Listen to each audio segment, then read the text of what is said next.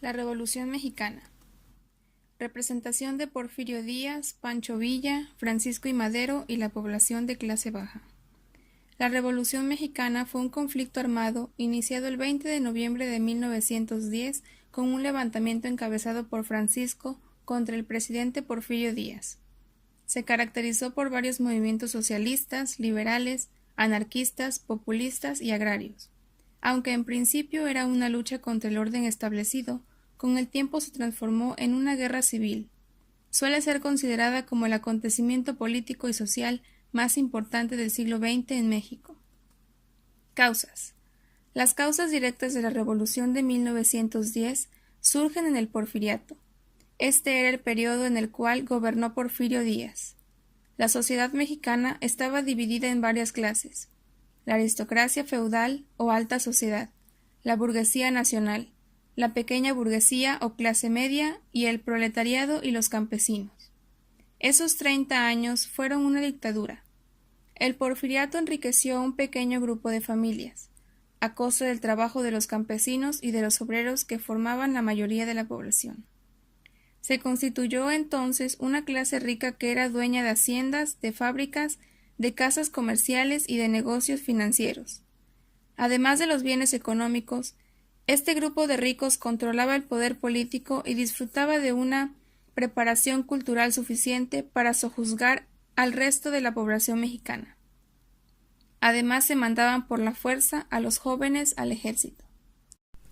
Causas sociales: mala administración de la justicia en la sociedad, riqueza acumulada en pocas manos y miseria extrema repartida en la mayoría, malas e injustas condiciones de vida de obreros y campesinos, largas jornadas de trabajo de 14 y 16 horas con sueldos miserables, campesinos que carecían de tierra, viven como peones en haciendas explotados por las tiendas de raya y en condiciones de servidumbre.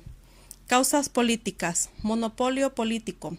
Origina que el régimen envejeciera sin que Porfirio Díaz formara o integrara nuevos dirigentes. Se cierran las inquietudes políticas de las nuevas generaciones.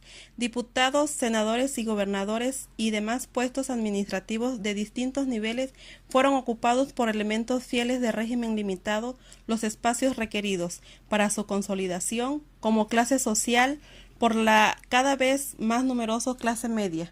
Causas culturales. La revolución fue el latifundismo en enormes proporciones de tierra que pertenecían a un solo dueño, pero por ser tan grandes no daba para poder emplearlas y aquí construyeron sus haciendas y campesinos eran sus peones. Se fundó la Universidad Nacional de México en 1910, su fundador fue Justo Sierra, pero solo fue para las clases ricas. El 70% de la población era analfabeta. Los ministros de Educación durante el Porfiriato, Justo Sierra, José Vasconcelos, Ignacio Baranda, trataron de hacer algo por la educación, pero el sistema no les permitió un avance. Desarrollo. El iniciador en estas ideas de sublevación fue Francisco I. Madero, que pretendía quitar del trono a Porfirio Díaz. Porfirio ya llevaba en el poder 30 años. Los ideales de Francisco I. Madero ayudaron a que otros personajes en el interior del país se levantaran en armas. Fue así como líderes revolucionarios como Francisco Villa y Emiliano Zapata se levantaron en armas, pero su lucha no fue homogénea. En el territorio mexicano existía una insatisfacción a las formas de gobierno, pues aunque existió mucho avance y fue una época próspera con el gobierno de Porfirio Díaz, las clases bajas se vieron aún más desprotegidas.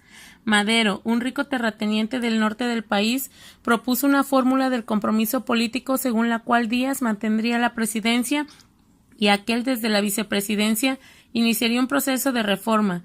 Tras el rechazo de Díaz, la propuesta de Madero fue postulado candidato a la presidencia para las elecciones de 1910 por el partido antirreeleccionista, que incluía intelectuales como Filomeno Mata y José Vasconcelos. Las elecciones fueron fraudulentas y Porfirio se declaró vencedor, lo cual detonó el estallido de la Revolución Mexicana. Los levantamientos se hicieron al norte del país encabezados por Pancho Villa, se sublevaron en Chihuahua. En el sur del país se sublevaron también encabezados por Emiliano Zapata, quien llevó a cabo una sangrienta campaña contra los caciques locales. Otros focos revolucionarios destacados fueron Sonora, con José María Maytorena y Zacatecas. Con todos estos levantamientos, poco a poco Porfirio Díaz fue cediendo y en 1911 renunció y entrega el poder a Madero. Este presidente no tuvo contento al pueblo tampoco, y el pueblo se rebeló porque no le restituyó las tierras a los campesinos. Consecuencias: el término del régimen de Díaz, la promulgación de la Constitución de 1917, la instauración de un sistema político determinado por los caudillos, la instauración de un sistema denominado Maximato a formación de un primer partido político en el país, PNR, Partido Nacional Revolucionario, en 1919, se inicia la circulación de la moneda metálica. Se impulsa un gigantesco proyecto educativo y cultural. El muralismo se convirtió en un arte social. Creación de instituciones políticas y sociales sólidas que contribuyeron a fortalecer la República. El establecimiento de una nueva dictadura, no personal, sino de partido PRI.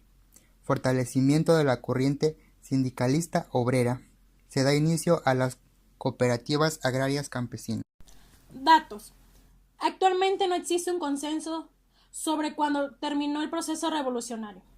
Algunas fuentes lo sitúan en el año de 1917, con la proclamación de la Constitución mexicana. Algunas obras en 1920 con la presidencia de Adolfo de la Huerta o 1924 con la de Plutarco Elías Calles.